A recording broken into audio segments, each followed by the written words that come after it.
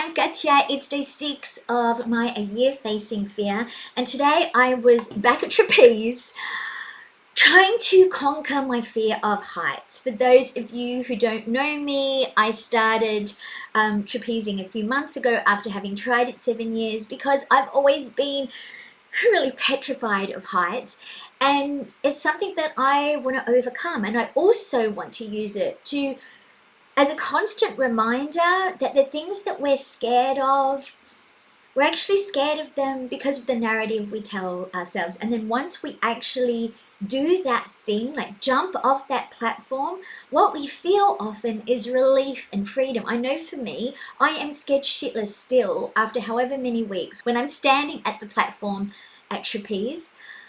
But the second that I jump off it, even the very first time I did it, all I feel is relief and this sense of freedom. It's incredible. And that's why I keep going back despite the fear. It's that reminder, false evidence appearing real.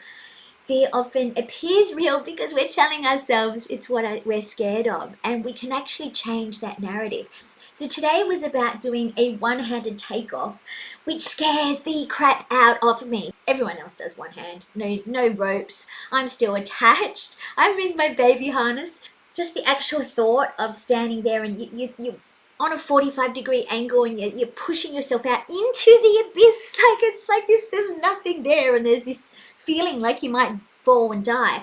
So the thought of jumping with just one hand was really scary. But tonight I did it, and what I used was the scan approach. So when I was up there, first thing, when you feel that physiological reaction of fear come up, that for me, like the tension in the body, the tightness sometimes in the throat or in the chest, a wave of panic. For me, I get these really, really hot cheeks and I feel like I'm literally on fire, and as though my tummy's about to drop out. The first thing to do is scan. So scan stands for stop and scan. So stop and almost simultaneously connect. So stop, scan your body, feel where you're feeling that physiological reaction, connect with your breath and with your body and with the ground. So that might be like wiggling your bum in the chair, feeling the ground on the platform, on the trapeze, and then acknowledge the fact that you're safe. That this is just a physiological response.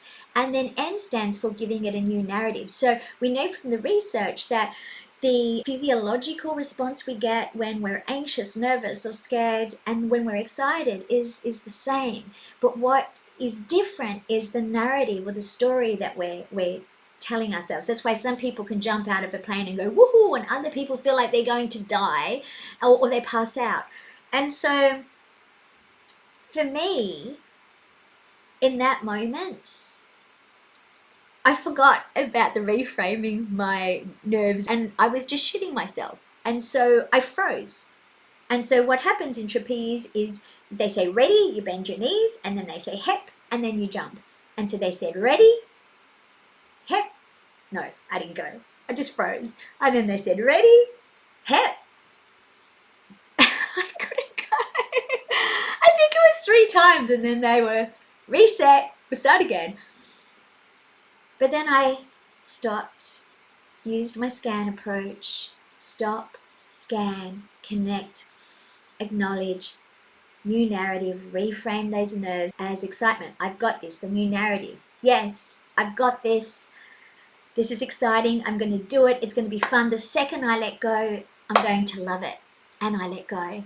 Anyone else out there afraid of heights and trying to, or maybe you're not trying to face your fear of heights, perhaps you're scared of something else. You can use that scan approach for any time that you feel scared or anxious. And really what it's doing is, rather than letting the amygdala, that little almond shaped part of our brain activated during stress or threat or fear, take over, we're allowing our brain, the thinking part of our brain, the prefrontal cortex, to step in, so that we have this top-down processing coming on board. And that helps us to alleviate our fears. It helps us to take charge.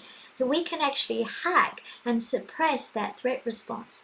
but we have to use this part of our brain so that it's not just coming from this physiological place.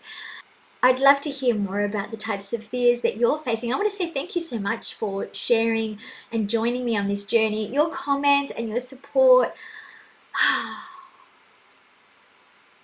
yeah, it's meant a lot to me, because when I first started this, I was shitting myself. The thought of putting myself out there, that fear of judgment and fear of failure and fear of just not being able to do this, not being able to keep it up, because frankly, I didn't realize how much work it was.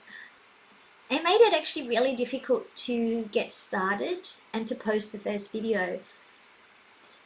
And now that I can see, and you're sending me messages, and I can see the comments, and I can feel that this is being human, that we all have these things that we're afraid of. Fear is just our survival instinct. It's part of what keeps us safe. It's not always helpful. Often fear and that threat response can be really maladaptive and really just get in the way of us getting what we want. But I invite you to come and share this journey with me. You can follow along. You can join the Facebook group, A Year Facing Fear. A Year Facing Fear. Let's do it. Until next time, I believe in you. I see you. You've got this. My name's Katia, and this is my year of fear.